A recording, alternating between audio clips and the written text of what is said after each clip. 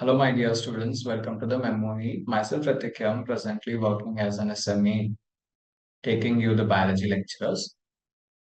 Okay, last time we were discussing about the living world and the biological classification. I hope your Brahmastra test series went really very well. And those who have not taken Brahmastra test series, let me just explain you briefly like what exactly the Brahmastra test series is all about. So we are actually, creating a planner where you can simultaneously cover both 11th as well as 12th syllabus, biology, chemistry, as well as physics. So this Brahmastra test series purely it follows the pattern of the NEET 2025 examination, and it covers almost all the chapters. Okay, even 15% of the questions will be from 2000 will be asked from 2019 to 2024, which has been conducted. So this pattern, since it follows 100% NCERT textbook itself, so no need to worry because if there is any deleted syllabus or if newly added syllabus, everything is considered based on that itself. The questions have been framed. So what would be the advantage of attending this Brahmastra test series is you'll get to know the all over blueprint or an idea about how the exam pattern is going to happen and what are the questions that is going to come from which topic and which topic that you need to cover and which topic you have to concentrate more in the chapters. So these all things you will be able to understand. And the second very important point is we have a OMR, scanner, process. So where you can take a snap of the exams that you have attended, then you can upload it to the MEMONEET app that you have. So based on that, it is going to scan your results and immediately it is going to give your rank basis, like which rank basis. So there is an analysis, separate part is also there where your everything all over your, preference or all over about your performances will be analyzed and based on that the result will be uploaded. So which topic you are weak and on which topic you are strong. Okay, so in that way you'll be able to judge yourself that in which chapter or which topic you need to concentrate more. And we also have the PYQ book. NTA PYQ books are also available, students. I actually make you to, purchase, like I prefer you to purchase this. The cost is very less. Everything detail will be up. You will get it, or every detail is available in our Telegram channel. So if you are new to this video series, please get into the Telegram channel of the MEMONEET, which is the description of the Telegram channel is or the link is in the video description. So please get into the Telegram channel and get all the updates regarding the lecturers and the planner, everything. Okay. So yeah. So today's video I'll be concentrating on the sexual reproduction in flowering plant. So since the sexual reproduction in flowering plant is a vast and a huge chapter, I don't want to make in a hurry burry. So you'll be having two slots. That is this entire chapter will be explained in the two set of video. So in this first set of video, I'll be explaining you about the male reproductive part of the flowering plant and the female reproductive part of the flowering plant. So in the second video, I'll be explaining some of the concepts about that is pollination, then how exactly the pollination happens, and some of the embryo development, how exactly the embryo development happens and all. So that I'm going to concentrate in the upcoming videos. With that, I'm also going to solve some of the questions, okay, which were been asked in the previously from 2019 to 2024 in the last video. So yeah, so do watch this first video as well as the second video, which is going to upload. And just let me know if you are feeling any doubt, reach out to me and I'll be there to help you out. Yeah, coming to the next chapter, that is the sexual reproduction in flowering plants. Basically, we are trying to study the sexual reproduction part that happens in the flowering plant. Like most of the flowering plants, they reproduce sexually. So because they'll be having both male as well as female gametes. So we know that the flower, they are the objective of the aesthetic, ornamental, and even being the social, religious, and cultural value. So they have always been used as a symbol for conveying important feelings such as love, happiness, affections, grief, etc. Right. So here you can actually see the lateral section of the flower. So this diagram represents the LS of the flower. So when you see the flower, okay, especially on the hibiscus, you are going to see this following part. So one is this is anther. Then you have the stigma here. Then this is actually the petal, style, filament, sepal and ovary, right? So this is what the parts of the flower is.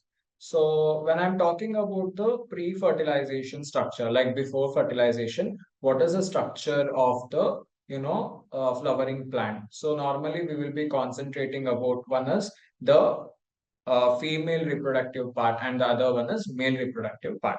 So there are several hormones as well as the structural changes that is going to initiate. So which is going to lead to the differentiation and further development of the floral part, that is the formation of the flower, right? So this is actually called as inflorescence. So that means normally the formation of the flower, before that it will be bearing the means how the flower is formed first is by bearing the floral bud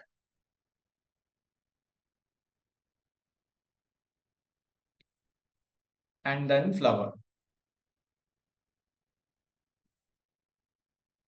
right? So this is how flower form normally develops.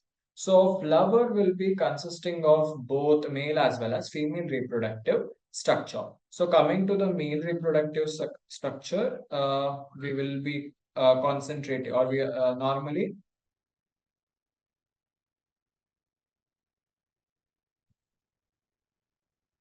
androecium is the male reproductive structure of the flower, and for female that is gynoecium. Okay, so they get differentiated and later on they're going to develop as the individual reproductive structure. So now we will be studying about the male reproductive structure of the flower, that is androecium. Yeah, as you can see in this diagram, what you are seeing here. So one is you are seeing a typical stamen and the another one is the three-dimensional cut section of an anther. So this entire part, right, is actually called as this entire part that you are seeing is actually the stamen part. So this stamen will be consisting two part. One is anther and the another one is the filament. Filament can also be called as stalk. See, when I'm talking about the male reproductive part of the flower, so basically the tip part is the anther, which is being this is the anther. The tip part is anther, which is actually being supported by this filament. So height normally varies from one plant to the another plant. For example, if you keep them on a glass slide and if you compare the variation or the height of each stamen, so you are going to see the variation of height within the plant or even within the same flower or within the different flower, you are being able to see the variations of them and all. So anther, then we have the filament, right? So this anther is responsible for the production of the pollen grains. So anther is actually responsible for the production of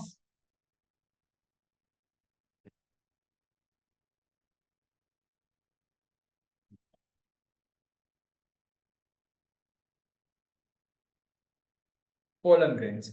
So normally how? So basically during the production of pollen grains normally happens through meiosis, and eventually at the end you will be getting the pollen grains, and this production of pollen grains normally happens in the anther part. So coming to the filament part, so it is actually the thread like structure which is attached to the anther, and they keep the anther in its proper position or proper place. So when I take a transfer section of this anther, for example, when I cut the anther in this way, transfer section of the anther, so we will be seeing the microsporangia or microsporangium. So you can see this. This is actually the transfer section of the anther. So you will be seeing the microsporangia or microsporangium. So if it is single, that means if I concentrating only this part, I can call it as microsporangia. If I am concentrating both the parts, then it is microsporangium. Okay. So there you will be seeing the pollen sacs. So in the pollen sacs, normally the pollen grains will be present. So I hope this is clear to you all.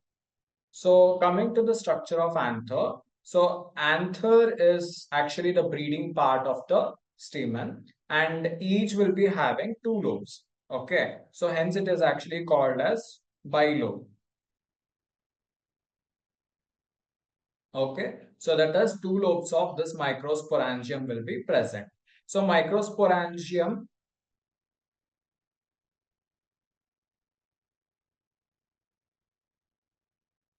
So this is microsporangium.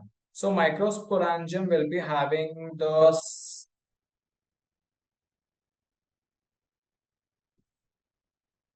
So this will be supplied with many pollen microspores. I hope you are clear with this thing. So this microsporangium will be supplied with many microspores. So which further it is going to differentiate and develop into the pollen grains. So when I'm talking about the structure of the microsporangium, okay, we'll go to the next slide. So you can see here. So this is actually a transfer section of the young anther where you are seeing the enlarged view of this microsporangium. So showing the different wall layers or cell walls and all. So you will be seeing. So when you take up this transfer section and when you see this structure in the microscope, so this is exactly the structure you are going to see. And this is again the minute structure of the enlarged view of microsporangium, showing all the three layers. So what are the layers you are going to see? The first layer is the tapetum. The second one is the middle layer.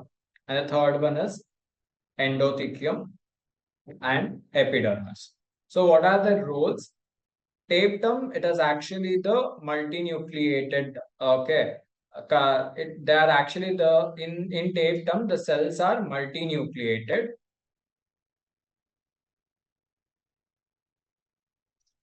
I hope you are getting with what I'm trying to say with your this topic. Okay. So tapetum, the cells basically they are multinucleated and consist of the dense cytoplasm.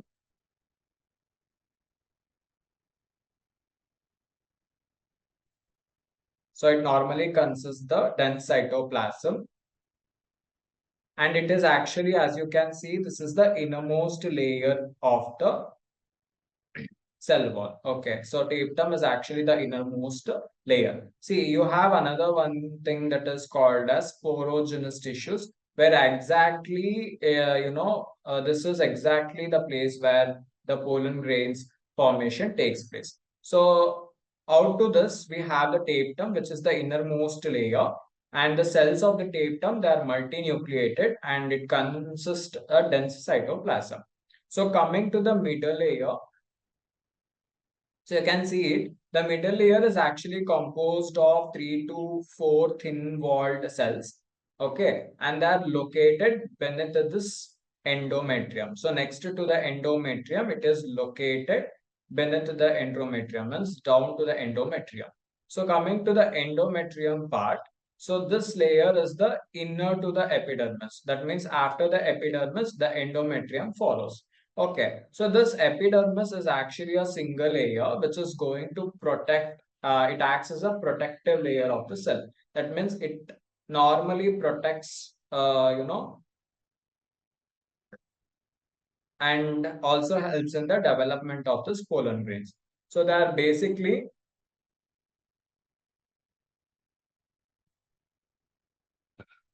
see, epidermis, they are basically protective.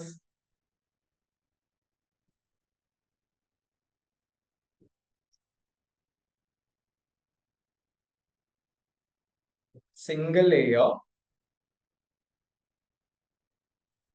cells, and they normally develops a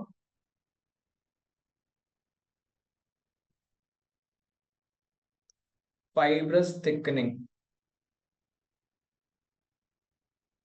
So they normally develops a fibrous thickening, and it designed as an ectoderm. So they normally act as a protective layer. Okay.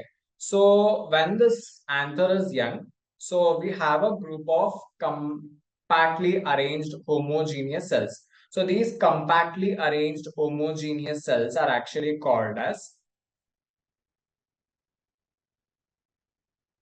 sporogenous tissues. So this is the sporogenous tissues. Okay. So sporogenous tissues are actually the group of compactly arranged homogeneous cells. Okay. So they normally occupy the center of the microsporangium. So since you can see it, right, it is actually at the center of this microsporangium, right? So as anther gets developed, what happens? These sporogenous tissues, so they normally occupy each microsporangium.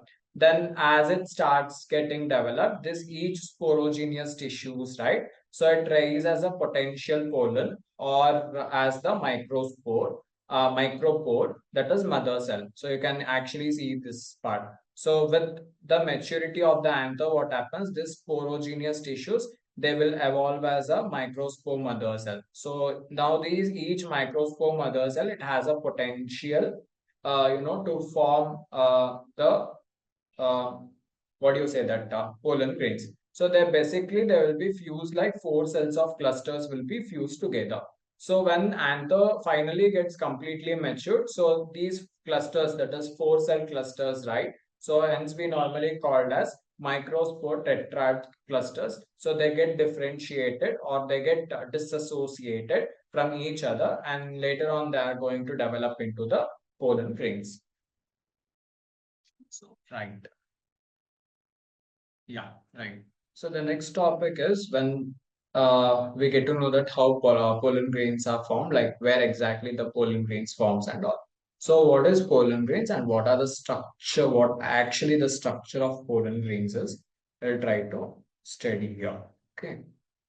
So coming to this pollen grain part, okay, it normally measures around 25 to 50 micrometers in diameter. Okay, and when you are talking about this pollen grains, the structure of pollen grains is actually sometimes it might be spherical, round, and irregular in shape also. It depends from one species to other species. Then the outer part of this pollen grain, okay, is actually called as exine, and the inner part of the pollen grain is called as intine.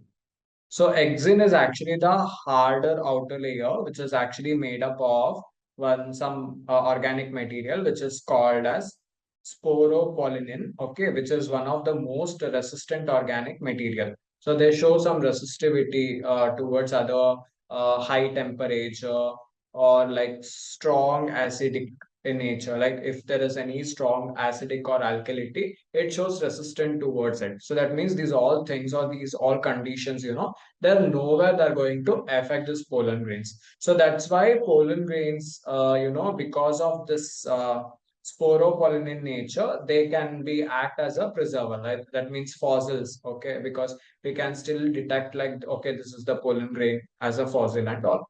So till now, the biologists or botanists, they have not identified any enzymes which has like affect this sporopollenin matter anyhow. But still, there are some small germ pores on this exon, okay, where the sporopollenin is absent.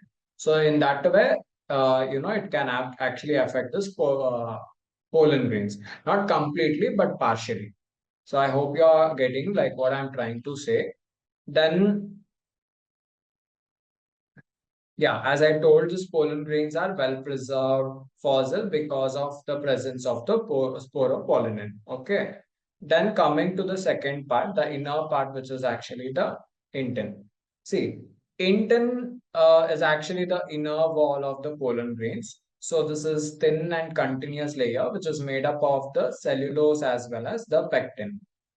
Then the cytoplasm is actually surrounded by the plasma membrane. Okay, so when the pollen grains they get matured, so it normally contains two cells. So one is this one, that is where the vegetative cell, and the second one is generative cell.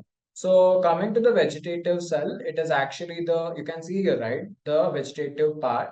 So it is like what? It is actually the bigger part, right? Bigger cell, bigger part. So where generative is a smaller part. So vegetative cell is the bigger and it is most abundant with the food reserve,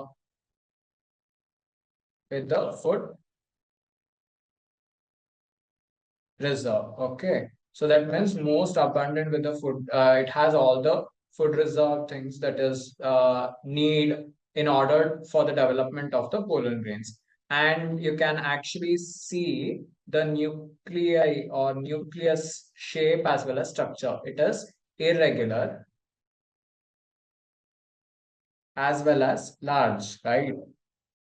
So in the generative cell, okay, so it is actually the smallest and it normally floats in the cytoplasm of this vegetative cell. And what about the nucleus shape? It is actually the spindle shaped structure with the dense cytoplasm as a nucleus. So then coming to this generative cell, they normally undergoes the cell division. Okay, so they normally undergo cell division through mitotically. So to give rise to two male gametes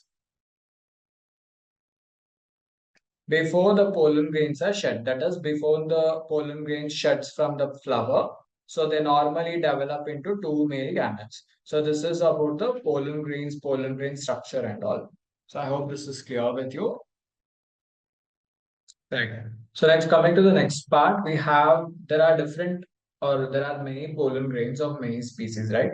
So there are some few pollen grains that are okay, but there are many different species of pollen grains which actually causes several allergic reactions or even the bronchial applications is nothing but they normally affect your respiratory system and all. And this leads to the chronic respiratory disorders such as asthma, bronchitis, and many other related diseases or any such issues or problems.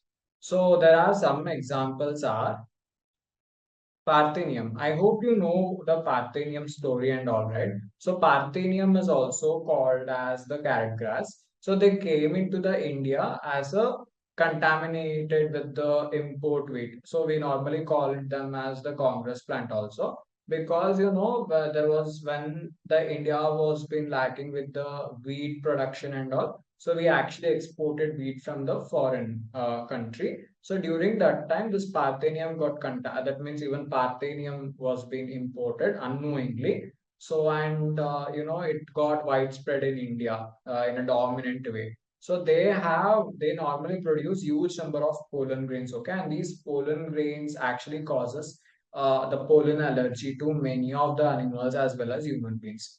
So I'm talking about, but out of this all adverse effects and all on the human beings or on the animals, this pollen grain is very much rich in the nutrient value also.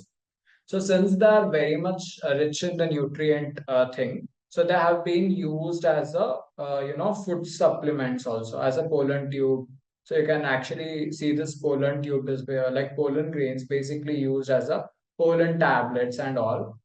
Right, so pollen tablets as a food supplement, and it has been recent year. It has been quite common. Like most of them are using the pollen tablets as a food supplements and all.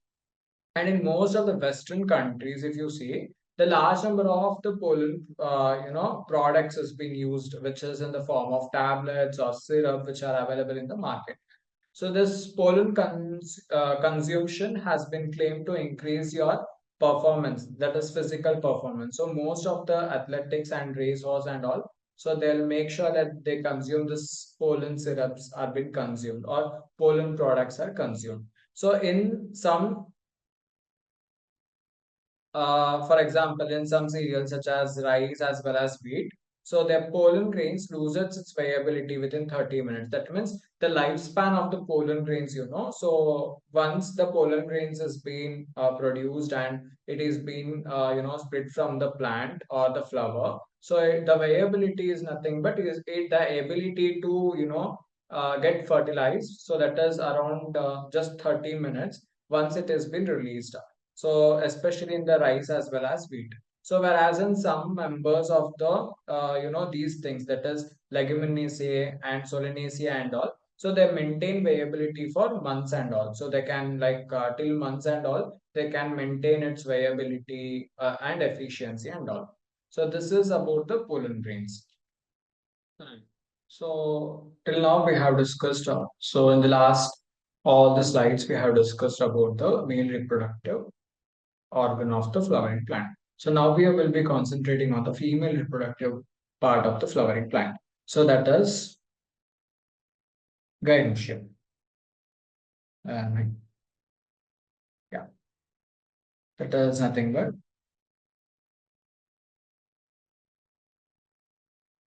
gynoecium.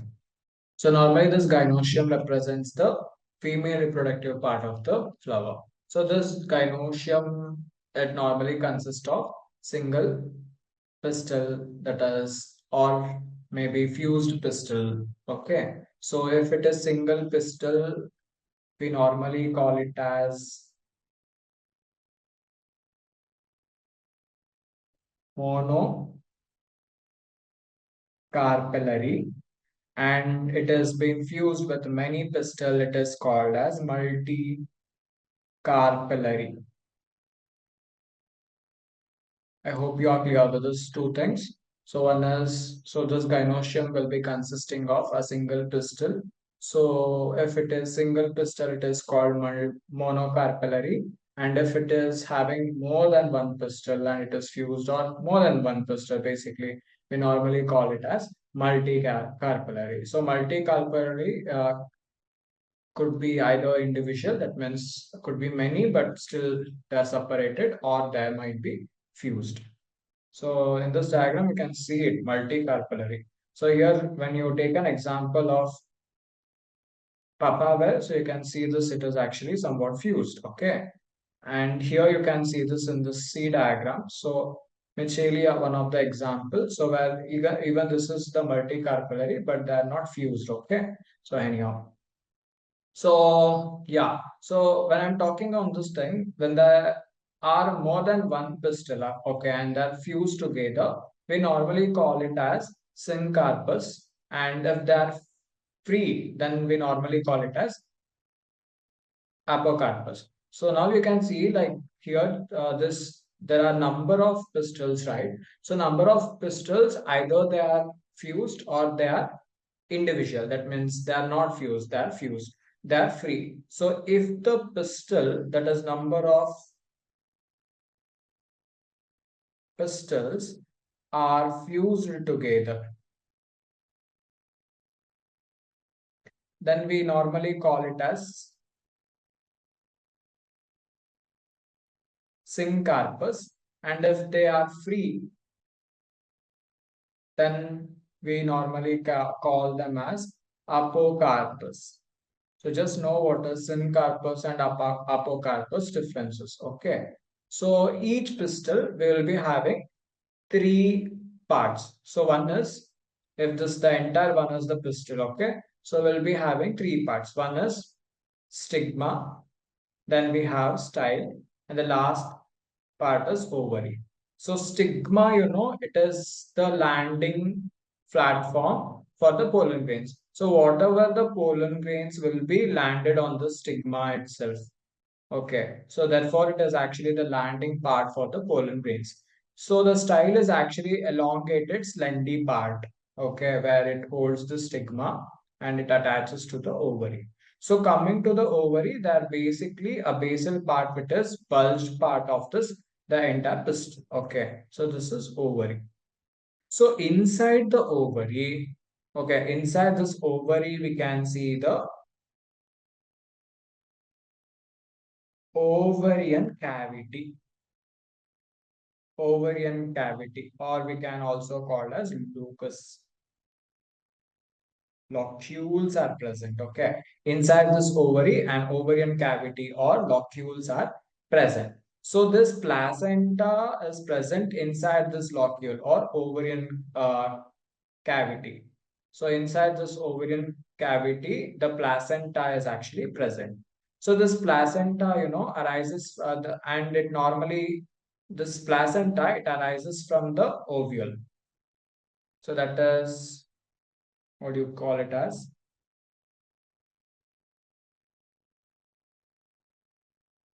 Megasporangia. Megasporangia is nothing but the placenta that arises from the or arising from the placenta, we have ovules. So that is nothing but the megasporangium. Clear? So some of the examples, if we take, so the number of ovules will be one, and in some examples, number of ovules will be more. For example, in wheat, paddy, and mango, number of ovules is normally one.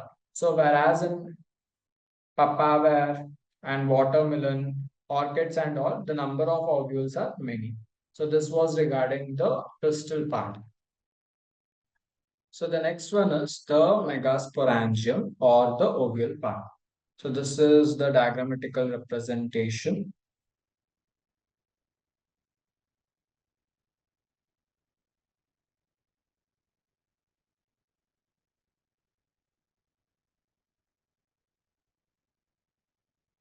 Okay.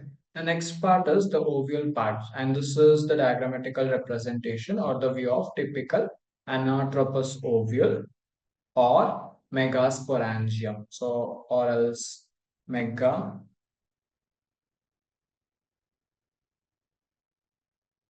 megasporangium. See, students, you should never get confused. If they ask any questions regarding megasporangium, this is the diagram which you need to imagine, or that should come in your mind. Or else, if they ask any questions regarding the typical anatropous ovule, the same diagram. So you can also call it as typical anatropous ovule or megasporangium. Both are same. Okay. So coming to the structure, okay, that means the ovule in detail structure we are actually studying here. So this ovule consists of, basically it is the smallest structure which is attached to the placenta by a milk of start, which is actually called as funicle. With the help of funicle, it is actually attached to the placenta. Now this ovule, it normally fuses with the funicle in the region called as hilum. So this is the region where actually this ovule get attaches to the funicle. So hence this hilum acts as a junction. Okay, it acts as a junction between the ovule as well as the funicle. So each ovule has 1 to 2 protective envelope. So these envelopes are called as integuments. So either the inner integuments and outer integuments. So that means they act as a protective envelope to this ovule. Okay. So it's normally, basically these integuments, it normally encircles this nucleus except at the tip of the region. So this is actually the tip of this nucleus where a small opening is present, right? So that means it normally closes the entire nucleus, but except at the tip of the region. So that tip of the region is actually called as micropyle region. Okay. So opposite to this micropyle region, you can actually see this chalazal pole, which is present. So within this integuments, so that is within this integuments, what you can absorb, the nucleus could be absorbed. Okay, nucleus is present. And cell of the nucleus has an abundant richness in the reserve of food material. Okay, and it is abundant with the reserve of food material. So this is all about the ovule. So which anyhow, this ovule has a single embryo sac which is formed from this megaspore. Okay, Hence, the process of formation of this megaspore from the megaspore mother cell, that is MMC, is nothing but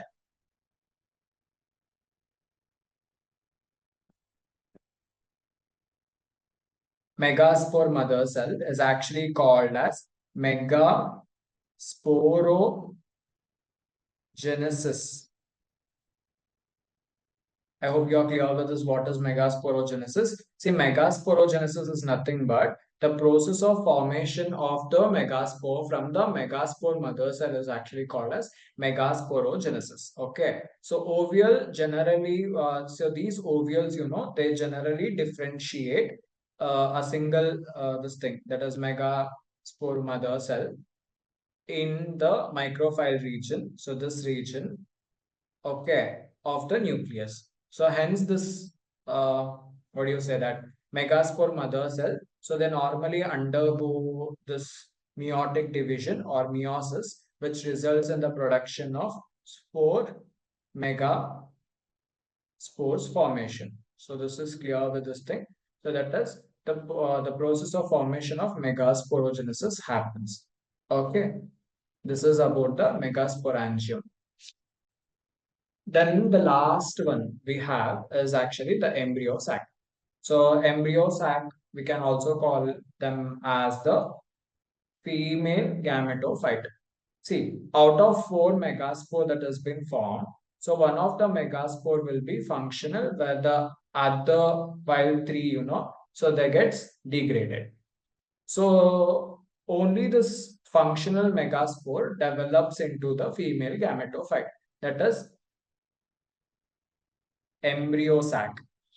Okay, so this term is actually called as megasporic development. So that is, out of all those four, three will be degraded, and the only one, will undergo the differentiation, or else it undergoes the development into the female gametophyte. So this term is actually, female gametophyte is nothing but embryonic sac. So this term is actually called as monosporic development. Okay. So then what exactly, how this embryo sac formation takes place? So in this picture, we will be studying how exactly the formation of this embryo sac takes place. So you have this diagram, you can see the diagram on the screen, right? So nucleus of these functional megaspore, they normally, differentiate. So they normally divide mitotically to form two nuclei. So you can see here all this megaspore tetra. So they'll be forming like from the megaspore mother cell, right? So they'll differentiate to form megaspore diide. So then you'll get this megaspore tetride, right? So out of these things, three will be degenerated, and only one will be functional and becomes the this thing, that is embryonic sac development. It becomes a part of embryonic sac development. So now we have like the stages here. So what happens is we will be having the functional megaspore. They normally get divided into two nuclei. So you can see here, it got divided into two nuclei and then move to the opposite poles. Okay, since you can see this, so they are moving to the opposite pole. Okay, forming two nuclei embryonic sac. This is clear. This diagram is clear. The next one is again it undergoes what kind of division? Mitotic division. Okay, this undergoes the mitotic division, forming how much? This two and this two, that is four nucleated embryo sac, and later eight nucleated stage of embryo sac. Clear? So out of which, so total how many nuclei we have? Eight nucleated stage of embryo sac we have. So now what happens? They start getting, separated. They'll occupy their specific space. So out of eight, six will be surrounded by the cell wall and organized into cells. Okay, out of eight, six nuclei will be surrounded by the cell walls and organized into the cells. This is one thing. And you have remaining two nuclei, right? So two nuclei. So they are called as polar nuclei. So they come and they occupy. So another two nuclei will be remaining. So they are actually called as polar nuclei. They come and they occupy in the largest central cell. So in the large central cell, they are going to occupy its space. And now I told like six of the cell, nuclei will be surrounded by the cell wall and they will be organized into cell, right? So in which three of the cell, okay, will be grouped together. So that is three cells. That means out of six, they will be surrounded by the cell wall and they will be organized into cell. So in those cells, three of the cells will be grouped together in this microfile region. So here you can see in this diagram. So out of all the cells, three of the cell, this thing, okay, three of the cell will be grouped together in the microfile region, that is the tip of the region, okay, together constituting an egg apparatus. So this forms what? Together they forms what? Egg apparatus. So egg apparatus will be having two synergids, okay, and one egg cell. So down you will be finding the filiform apparatus anyhow. You are getting now?